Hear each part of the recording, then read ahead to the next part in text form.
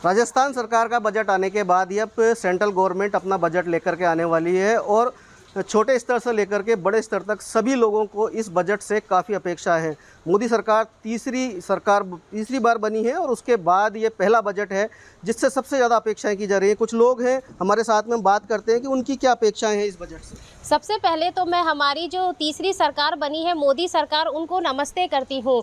Budget के स्तर से देखा जाए तो आज हमारे जो रसोई की जो दिनचर्या है, जो प्रतिक्रिया है, वो धीरे धीरे बढ़ती जा रही है। हमारे आटे, दाल, चावल सबके भाव बढ़ते जा रहे हैं। जो रसोई पहले हमारी 7,000 8,000 में थी, अब वो 15,000 में हो चुकी है। इससे हमारी थोड़ी आर्थिक स्थिति डगमगा गई है। यही परेशानी हमें सामान्य लोगों के साथ भी हो रही है। हमें जो लेडीज़ घर के द्वारा जो बाहर जाती है, उनके लिए पिंक बस का व्यवस्था की जाए ताकि वो अपने एक स्थान से दूसरे स्थान पर आराम से जा सके। यही हमारे बजट की क्रिया है। आप क्या कहेंगे इस बजट से, क्या अपेक्षा है आपको, क्या होना चाहिए? मेरी नई सरकार से इस बजट में ये चाहूँगी कि शिक्षा और चिकित्सा दोनों नीतियाँ बहुत अच्छी होना चाहिए। बच्चों के लिए शिक्षा का अभी स्तर बहुत गिरा हुआ है, ना तो बच्चे अच्छी तरह से पढ़ सकते और ना अच्छी तरह से ट्यूशन जा सकते, क्योंकि स्तर इतना नीचे आया हुआ है। और अगर महंगाई है तो बहुत महंगा है, तो ये ट्यूशन वाली क्लासेज हैं बहुत महंगी हैं। चिकित्सा में भी लेडीज़ लाइन में खड़ी है, उनके लिए पर्चे नहीं मिल रहे, दवाइयाँ नहीं मिल रही। देखिए आप आजकल सरकार ने जो भी मतलब खेती चला रखी है, तो उसके ऊपर सरकार ने तो ऑर्गेनिक चला रखी है, लेकिन जो अपन जनता है वो ऑर्गेनिक पे ध्यान नहीं दे रही, कम ध्यान दे रही है। तो इससे क्या है कि कैंसर की बीमारी फैल रही है। तो कैंसर के लिए महिलाओं को जागरूक भी करना है और उनकी चिकित्सा के लिए विशेष योगदान सरकार को देना चाहिए कि वो महिलाएं लाइन में ना खड़ी रहें। आजकल स्तन कैंसर बहुत ज़्यादा हो रहा है, तो उस कैंसर के लिए भी मैं चाहूँगी कि थोड़ा है ना सरकार की तरफ से दवाएँ निःशुल्क होना चाहिए। आपको क्या लगता है, शिक्षा चिकित्सा क्या चाहते हैं इस बजट से आप?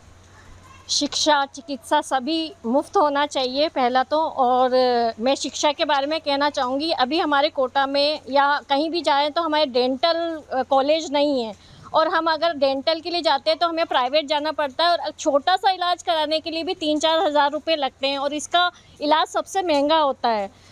तो मैं ये चाहती हूँ कि ज़्यादा से ज़्यादा डेंटल कॉलेज खुलें और गवर्नमेंट की तरफ से डेंटल सुविधाएं दी जाए।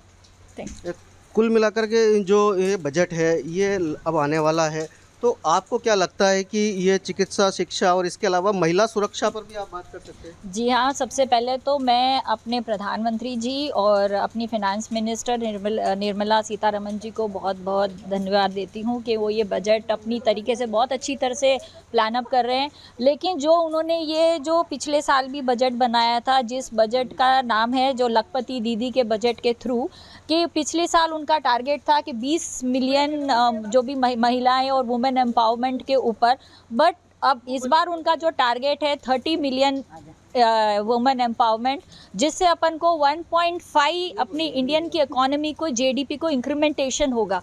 लेकिन क्या ये वाकई में उन महिलाओं तक ये योजनाएं पहुंचती है? मैं नहीं समझती ये पहुंचती है। तो उसका प्रॉपर तरीके से उन योजनाएं को महिलाओं को पहुंचाने का ये भी जिम्मा सरकार के पास ही जाता है। हम सिर्फ उनको बता सकते हैं, लेकिन अच्छी तरीके से वो महिलाओं के पास योजनाएं पहुंचें और इसका वो फ़ायदा उठाए। मैं अपनी सरकार से यही निवेदन करती हूँ कि इसका जो प्रोसेस है बहुत ही अच्छी तरीके से होना चाहिए। धन्यवाद। जो प्रोसेस है वो अच्छा होना चाहिए, सरल होना चाहिए, बजट पहुंचना चाहिए। क्या चाहते हैं आप इस बजट से, क्या अपेक्षा है आपको? मैं शिक्षा के ऊपर अलग बोलूँगी। आरटीए में जो स्टूडेंटों को जो करते हैं, लेकिन जब सब बच्चों का एडमिशन हो भी जाता है तो उनको प्रॉपर शिक्षा नहीं मिलती। उसको मतलब जितने बच्चों का हो रहा है, प्राइवेट स्कूल वाले उनको पूरी एजुकेशन नहीं देते, उन बच्चों को ध्यान ही नहीं देते। प्राइवेट स्कूल वाले जो रेगुलर स्टूडेंट है उन पे देते हैं, आरटीए के थ्रू होता है, उन पे नहीं देते। उनको पूरा एजुकेशन नहीं देता है, उनको जो गवर्नमेंट की तरफ से दे रहे हैं, लेकिन उनको एडमिशन ही नहीं दे रहे अभी तक। तो अभी जो बच्चों का हुआ, जितने भी 400 सीट हुई, कितनी भी बच्चों की हुई, लेकिन उनको एडमिशन दे दिया, लेकिन एजुकेशन नहीं है। गवर्नमेंट जो पैसा नहीं डालेगी तो प्राइवेट स्कूल वाले पढ़ाते ही नहीं है। तो मैं ये बोलूँगी कि आरटीए के थ्रू जो बच्चे होते हैं, प्राइवेट स्कूल वाले उस पर पूरा ध्यान दें, क्योंकि उनको आरटीए के थ्रू गवर्नमेंट है, गवर्नमेंट के हिसाब से टाल देते हैं, उनको एजुकेशन नहीं देते, उनको अलग रखते हैं। बच्चों को डिस्टेंस नहीं बनाना चाहिए, समानता होनी चाहिए। भाई पैसा गवर्नमेंट दो या पेरेंट्स दो, पैसा सब तरह से आ रहा है। भाई आरटी के बच्चों का गवर्नमेंट पैसा दे रही है, पेरेंट्स नहीं दे रही, तो पर एजुकेशन तो समान होनी चाहिए ना, उनको अलग क्यों रखते हो? कुल मिलाकर के बहुत सारे लोग और हैं, मैं बात करना चाहेंगे। आपको क्या लगता है भाई, जो डिफेंस है, अपनी आर्मी है, उसको लेकर के कुछ कहना चाहेंगे आप? सुरक्षा के लिए भी है ज़रूरी, क्योंकि महिलाओं को सुरक्षा नहीं है।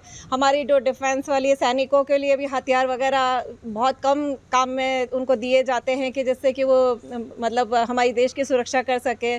तो बस मैं भी यही चाहती हूँ कि भाई उन लोगों को इतना, जब वो करते हैं तो उनको सुरक्षा के लिए इतने हथियार मिले, महिलाओं की सुरक्षा का ध्यान रखा जाए। आज महिला हर तरफ से बिल्कुल ऐसी सुरक्षित नहीं है, कहीं बाहर अकेले निकले तो भी सुरक्षित नहीं है।